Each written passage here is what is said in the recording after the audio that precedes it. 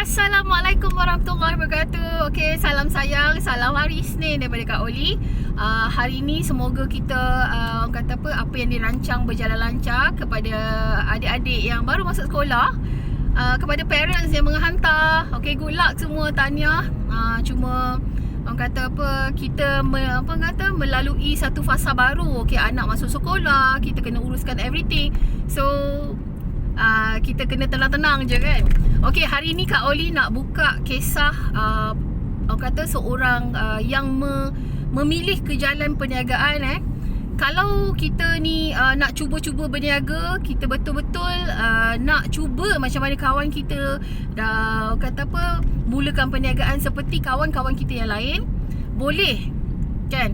Kita memang boleh mulakan apa saja walaupun sekecil-sekecil perniagaan. Tetapi okey, nasihat Kak Oli dengan nasihat diri sendiri-sendirilah. Okey, kita kena istiqamah, kena memilih jalan yang betul lah. Contoh, perniagaan tu mestilah syarikat yang kukuh. Dia punya strategi syarikat tu mestilah orang kata yang boleh menjamin kita dalam perniagaan tu. So kalau macam contohlah Kak Oli memilih jalan ke orang kata perniagaan dalam services kita servis untuk jualan penapis air, penapis udara dan barang-barang lain yang ada dalam rumah kita. Kita kena kata company tu dah betul, team kita dah betul. Sekarang ni kita kena betulkan diri kita. Sebab selama ni kalau macam Kak Oli cakap pasal kita berniaga sendiri, kita berniaga sendiri. Kalaulah kita ada modal RM500, kita mulakan untuk perniagaan kecil-kecilan, okey, nasi lemak ke apa ke tepi jalan ke, sama je kaedahnya. Maksudnya kalau Kak Oli dalam dalam perniagaan kowe, Kak Oli akan setkan diri kita adalah entrepreneur dan kita adalah owner of the business. Kalau kita fikir kita ni nak fikir orang atas sampai ke mati, kita tak akan berjaya. Sebab apa? Sebab kita dok fikir pasal orang lain punya rezeki. So sekarang ni kalau macam Kak Oli akan fikir macam mana aku nak grow dengan syarikat yang dah kukuh seperti kowe.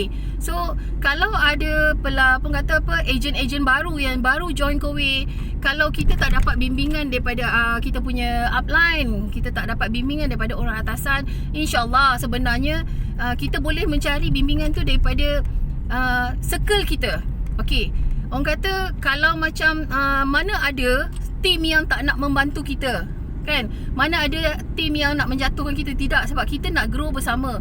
So bagi Kak Oli, diri sendiri kena build up kita punya semangat untuk dalam perniagaan tu sendiri.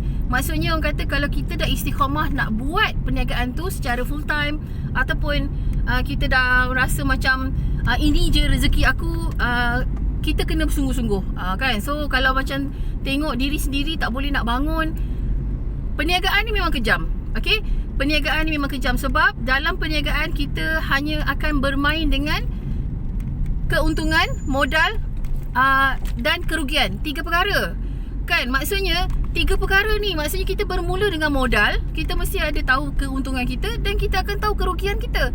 3 perkara je. Maksudnya kalau macam kita masuk mana-mana bahagian ejen, apa sajalah ejen produk-produk lain, sama juga.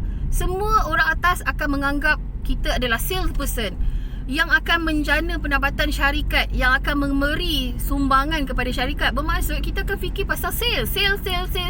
Siang malam sale.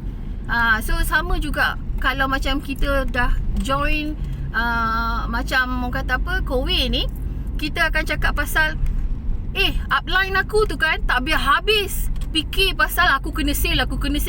Babe, kau tahu tak, kau masuk kowe, kau masuk produk-produk yang untuk menjana pendapatan ni untuk mencari keuangan yang lebih. Kalau kau nak duduk santai-santai, baik kau kerja makan gaji. Sebab apa? Hujung bulan kau dapat gaji. Macam kita orang ni, kalau satu hari kita orang tak kerja, satu hari kita orang tak dapat sale, sebulan kita orang tak dapat sale, mati kutulah nak beranak kan. Macam tu. Maksudnya kenapa ada orang yang struggle, yang betul-betul nampak usaha, tapi ada orang yang tak nampak usaha tapi dia berjaya. Okey, itu namanya strategi. Maksudnya mungkin strategi yang digunakan tu lebih berkesan kepada diri dia dan mendapat hasil. So lain orang, lain cara, dan orang kata apa saja dalam perniagaan adalah sale. Sale, sale, sale. 365 hari ialah sale. Orang sale tidak boleh cuti, tetapi kita bolehlah arrange hidup kita. After kau dah dapat sale, kau bolehlah bercuti, kau boleh berehat.